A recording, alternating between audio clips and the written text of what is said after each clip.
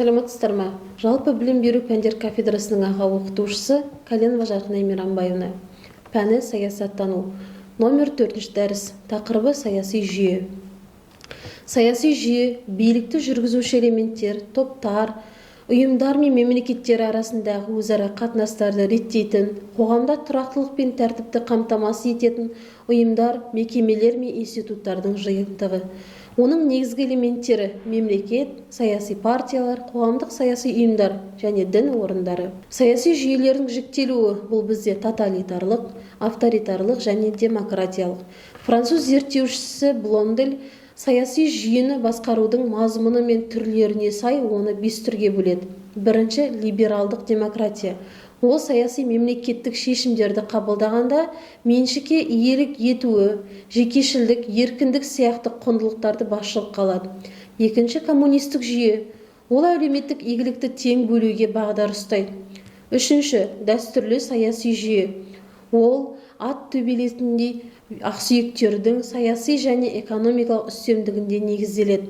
Төртінші – дамып келе жатырған елдерде қалыптаса бастаған саяси жүйе.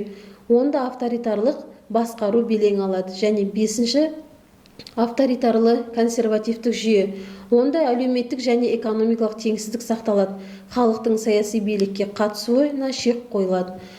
Алмонт саяси мәдениет деңгейі мен құндылықтар жүйесінің негізінде саяси жүйені ағылшын-американдық, құрлықтық, еуропалық, жарым-жартылай индустрияланған тоталитарлық деп жіктейді.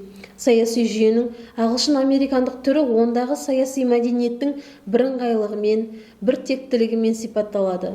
Құрлықтық еуропалық саяси жүйенің саяси мәдениеттің ұстанатын құндылықтарды әр түрлі келеді.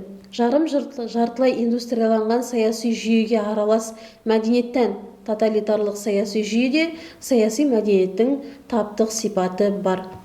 Қоғамның саяси жүйесі. Қоғамның саяси жүйесі елдің саяси қызметіне қатысып, саяси билікті жүзеге асыратын саяси институттардың, ұйымдардың, топтар мен жекеленген адамдардың жиынтығы. Бұл барлық органдар бар мемлекет қызметтерінде айқын саяси бағыты бар партиялар мен қоғамдық ұйымдар. Қатаң саяси реңкі болмаса да, мемлекеттің саясатына маңызды әсер ете алатын, бұнда біз кәсіподақ, корпоративтік, діни және тағы басқа қоғамдық ұйымдар, сондай-ақ өскелең ұрпақты тәрбиелеу мен білім берудегі мектеп, институт, театрларды жүзеге асырылатын барлық мекемелерді жатқызамыз. Кейбір саясаттанушылар қоғамның саяси жүйесіне заңға енгізілген идеялар, принциптер, идеологиялар, моральды, сондай-ақ саяси мақсатты көздеген жекелеген адамдардың қызметін қосады. Саяси баспана.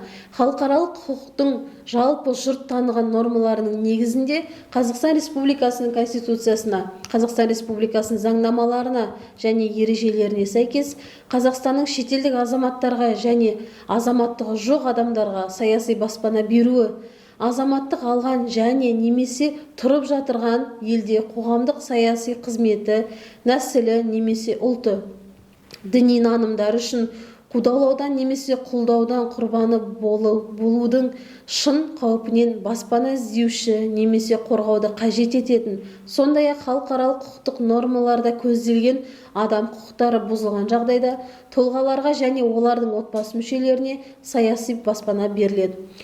Қоғамның саяси жүйесі бұл белгілі бір саяси функцияларды атқарушы мемлекеттік және мемлекеттік емес әлеуметтік институттардың жүйесі.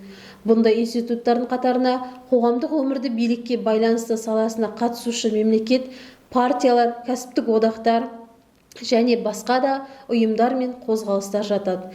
Саяси жүйе сыртқы және ішкі саясатты жүзеге асуын қамтамасыз етеді, әлеуметтік топтардың мүдделерін қалыптастырады, білдіреді және қорғайды. Саяси жүйе қоғамның объективтік даму процесін қалыптасып өмірге әкеледі. Саяси жүйенің негізгі міндеті экономикалық, рухани, мәдени базиске сәйкес қоғамдық биліктің мазмұнын анықтап, сол билікті орнату, дамыту, нығайту. Қоғам өзгерсе, саяси жүйе де өзгереді. Адам қоғамы өзінің диалектикалық даму процесіне 5 формацияны басынан өткізіп отыр. Соған сәйкес саясаттың 5 түрі бар. Себебі әртүрлі тарихи дәуірлерде әрқилы оқиғалар болуы да заңды. Өйткені осы оқиғалардың бәрі де қажеттіліктен, қоғамның материалдық өмір жағдайларынан туады. Қоғамдық заңдылық қоғамдық дамудың негізгі бағытын анықтайды. Кездейсоқтың біразын қамтиды және заңдылық өзіне қажеттілікпенен жол табады. Қоғамдық заңдылық абсолюттік идея түрінде қоғамға сырттан тағылмайды. Адам қызметі және оның әлеуметтік жағдайлары, өндіргіш күштер, өндірістік қатынастар, өндіріс өнімдері тағы басқа рухани мәдениет қосындысынан туады.